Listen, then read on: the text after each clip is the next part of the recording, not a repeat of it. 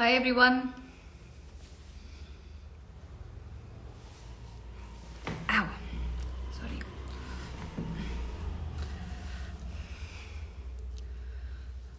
मैंने एक्चुअली अभी economic survey Himachal Pradesh का मैं पढ़ा के हटी हूँ अपने यूट्यूब चैनल ओशीन्स कॉर्नर पे। तो मैंने सोचा कि अपने इंस्टाग्राम के लोगों से भी बात की जाए और कोई टॉपिक नहीं है मेरे पास। मैं आप लोगों के सवाल लूँगी। अगर आप लोगों के पास कुछ सवाल है, कुछ आप डिस्कस करना चाहते हैं लाइफ के बारे में और जो युवाओं से जुड़े मुद्दे हैं उनके बारे में, तो आई थिंक हम डिस्कशन कर सकते हैं कुछ मिनट्स के लिए। रजनीश जी जुड़े हुए हैं नडोली से। नमस्कार रजनीश जी। नडोली मैं आ रही हूँ 3-4 दिनों में।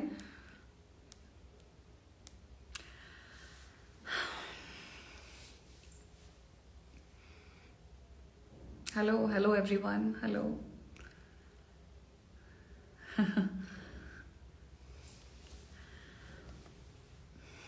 Good evening all. अच्छा, someone is writing they can see dark circles. हाँ बिल्कुल, राजस्थान से भी यहाँ लोग जुड़े हैं। गणी खम्मा।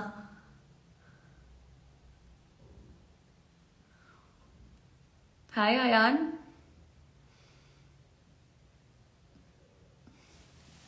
चलिए, आप लोगों के पास कोई टॉपिक नहीं है तो हम ही बात कर लेते हैं।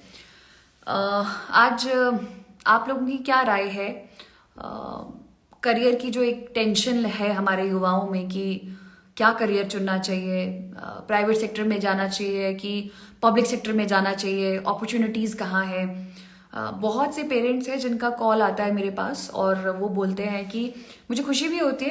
वो पूछते हैं कि मैम हमारी बच्ची जो है, हमारा जो लड़का है वो 10th क्लास में हो गया है, अब उसको क्या सब्जेक्ट रखाए जाए कि आगे ये कुछ बन जाए या ऑफिसर्स बन जाए या कुछ और बन जाए। तो मैं देखती हूँ कि पेरेंट्स कितने परेशान होते हैं अपने बच्चों के ग्रोथ को लेके और 8th-9th से ही वो सोचना शुरू कर देते हैं। तो कभी कभी मुझे ऐसा लगता है कि लाइफ की अपनी अपनी ट्रैजेक्टरी है, अपना नैरेटिव है और लाइफ ने जो सोचा होता है वो तो होना ही होना है।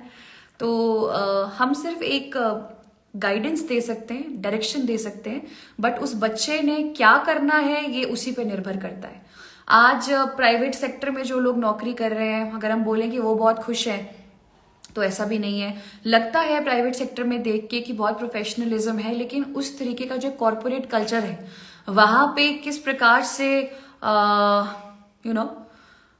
उनसे काम लिया जाता है, उनके वर्किंग आवर्स कैसे हैं और बहुत सारी फैसिलिटीज उनको है कि नहीं है, ये तय कर पाना बड़ा मुश्किल है और इसकी अकाउंटेबिलिटी बड़ी कम है। ऑन द कॉन्ट्री अगर हम बोलें कि सरकारी सेक्टर बहुत अच्छा है, तो ऐसा भी नहीं है। आप देखेंगे कि सरकारी जॉब में इंसेंटिव नहीं रह जाता। मतलब अगर आप बोलें कि एक अंडर परफॉर्मिंग ऑफिसर है या एक ओवर परफॉर्मिंग एम्प्लॉय है या कोई भी है, तो सब एक ही बराबर है और पॉलिटिकल इन्फ्लुएंस भी काफी हद तक रहता है। तो सबके अपने प्रोज हैं, सबके अपने कॉन्स हैं, पर मुझे ऐसा लगता है कि डजेंट मैटर आप प्राइवेट में रहें, आप चाहे रहें पब्लिक सेक्टर में। The most important thing is कि आपकी मन के अंदर एक इच्छा होनी चाहिए कि मैंने सोसाइटी को कैसे कंट्रीब्यूट करना है। वो भावना आप अपने भाई बहनों में, आप अपने बच्चों में जरूर डालने की कोशिश करें, क्योंकि नौकरी जैसी भी हो, हम सब बूढ़े हो रहे हैं ना, एनर्जी इतनी नहीं है जितनी कल थी उतनी आज नहीं है और हम सब मतलब बुजुर्ग हो रहे हैं और हम में जो एनर्जी है वो डे बाय डे कम होगी। तो बढ़ना क्या चाहिए, हाइट भी हमारी जो है वो लगभग, आप देखेंगे कि जब हम किसी एज में होते हैं तो हाइट हमारी ज्यादा होती है, पर जैसे जैसे आपकी एज होती रहती है आपकी हाइट थोड़ी कम होती रहती है। शायद आपका बॉडी पोस्चर, आपका स्ट्रक्चर, आप थोड़े कम होते हैं। वेट भी बढ़ रहा है, एज भी बढ़ रही है, तो फिर इसके साथ में कुछ और चीजें बढ़नी चाहिए। 10 चीजें बढ़नी चाहिए आपके अंदर काइंडनेस बढ़नी चाहिए, आपके अंदर कंपैशन बढ़ना चाहिए।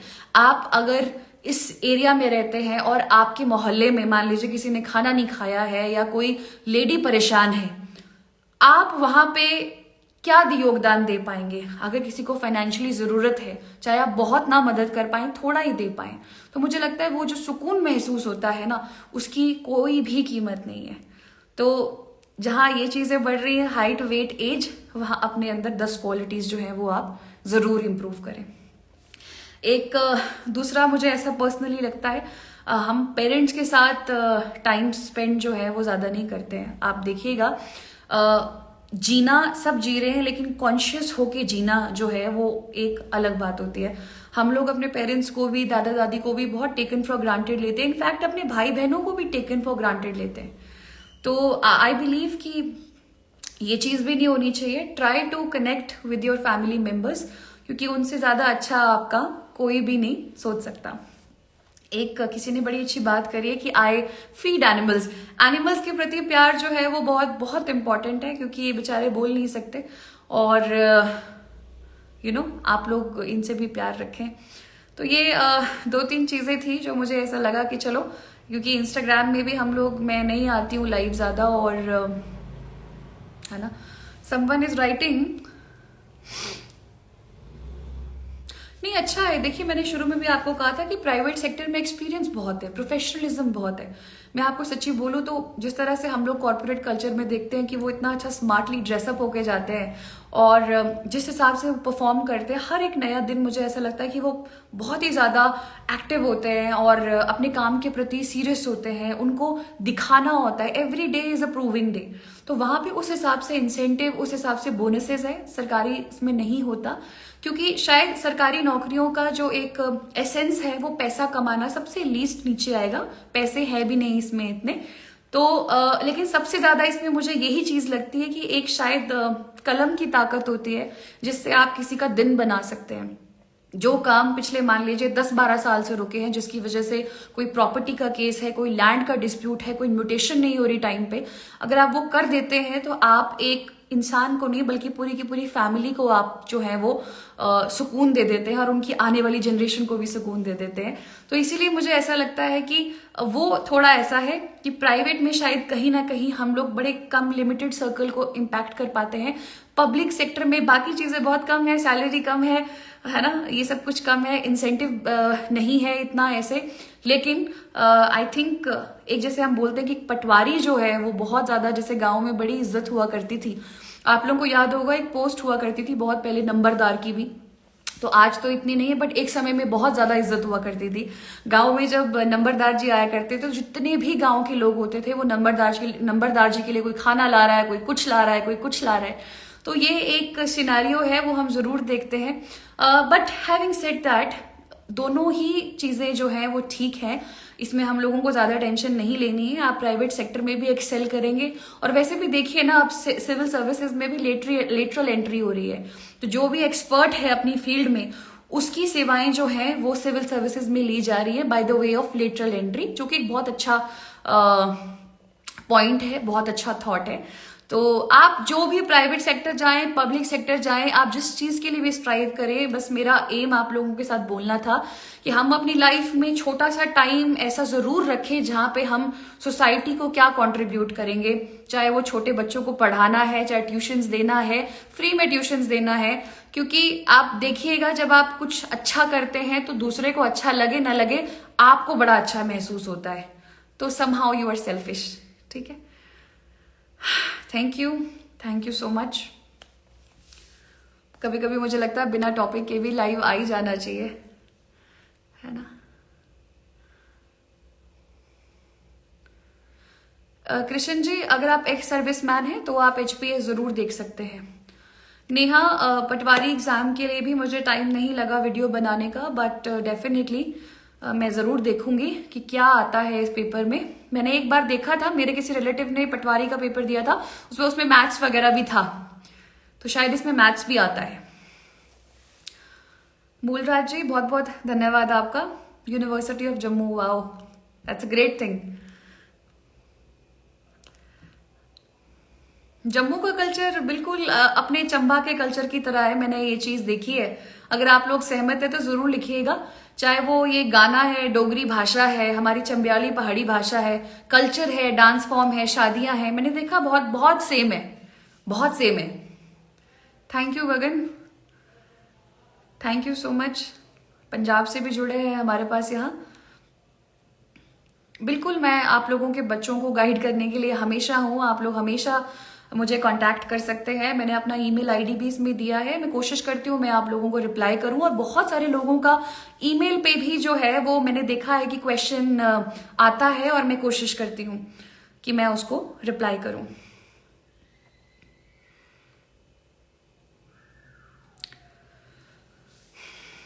तो आई थिंक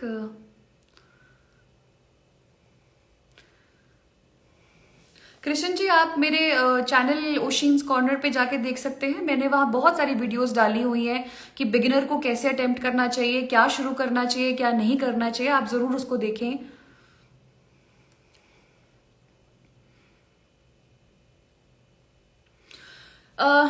एक ने अब एक सवाल किया कि मैम फ्यूचर को सिक्योर करने के चक्कर में हम बड़े स्ट्रेस रहते हैं। तो जैसे विकास देवकीर्ति सर ने कहा था कि प्रॉब्लम ये है कि ये जो उम्र है, यही उम्र है करियर बनाने की भी, और यही उम्र है बाकी चीजें करने की भी। मतलब बाकी चीजें इन द सेंस इसमें रिलेशनशिप्स आते हैं और बाकी थोड़ी मस्ती आती है, वो सब आती है। But I would just tell you कि balance is the essence thing and priorities also. Balance ऐसा कि ऐसा ना हो कि हम सिर्फ पढ़ रहे हैं, हम पागल भी हो सकते हैं। और सच बोलूं, मान लीजिए कि आपने इतना पढ़ा, शायद आपकी किस्मत ने आपका साथ नहीं दिया, आप जिस चीज के लिए तैयारी कर रहे थे आपका वो नहीं हुआ, तो फिर आप क्या करेंगे? फिर तो आप पागल हो जाएंगे। फिर ऐसी पढ़ाई का क्या फायदा अगर इंसान ही पागल हो जाए? तो इसीलिए इंपॉर्टेंट है कि आप वो चीजें करते रहे जो आपको खुशी देती है। मुझे कथक करना पसंद था। मैंने हमेशा अपनी स्टडीज के साथ कथक एज अ हॉबी को परस्यू किया है। मैंने सीखा है, मैं उसको सीखती गई, वो मुझे खुशी देती है चीज। अब एग्जाम हो क्लियर चाहे ना हो, वो फिर भगवान के हाथ में होता है, ये बहुत जरूरी है। तो आप प्लीज चीजों को बैलेंस करके चले। और when it comes to relationships या जो आपके बॉयफ्रेंड गर्लफ्रेंड ये वो, इसमें सिर्फ इतना ही कहूंगी, अगेन ये भी किस्मत की बात होती है। कई लोगों को अच्छा रिश्ता मिलता है, कई लोगों को अच्छा साथ मिलता है, कई कंपेनियंस अच्छे मिलते हैं, कई लोगों को नहीं होता। It's a game of destiny, है ना। सो एक्सेप्टेंस इज द की। तो इसीलिए बोलूंगी, ये जो उम्र है, जो आपकी पढ़ाई की उम्र है, इसमें प्रायोरिटी आप अपने करियर को दें, बहुत महत्वपूर्ण है। जो इंसान आपके साथ रहना चाहता है वो वेट करेगा और वो रहेगा भी, ठीक है।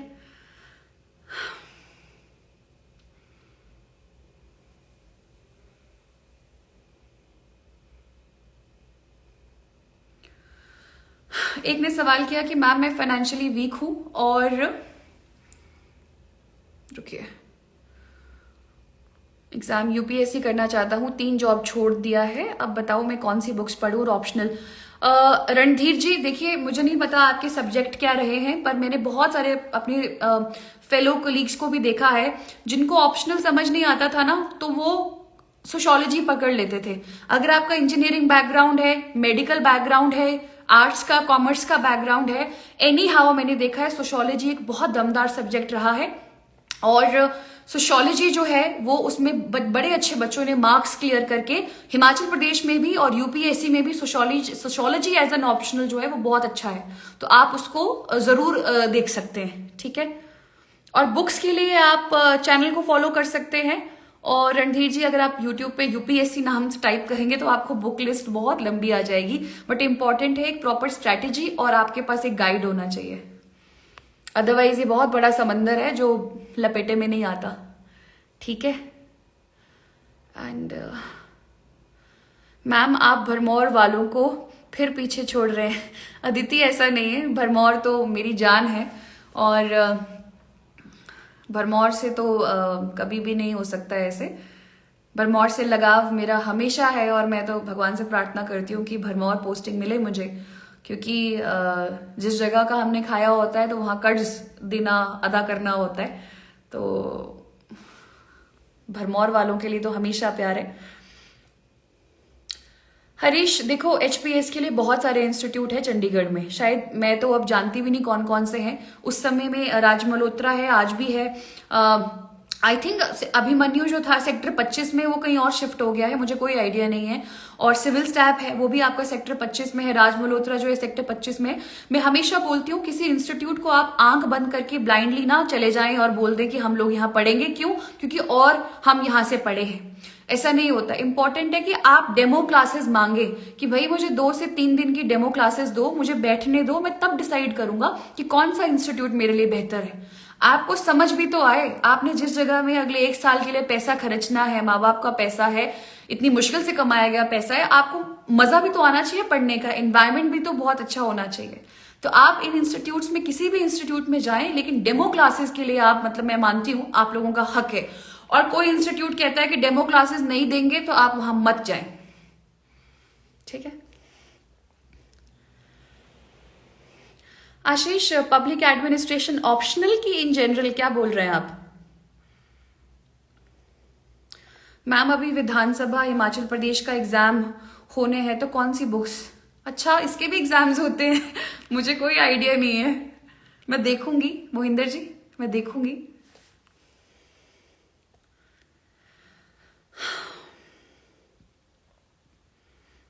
नोएडा तो मैं जिंदगी में नहीं आई सनी जी।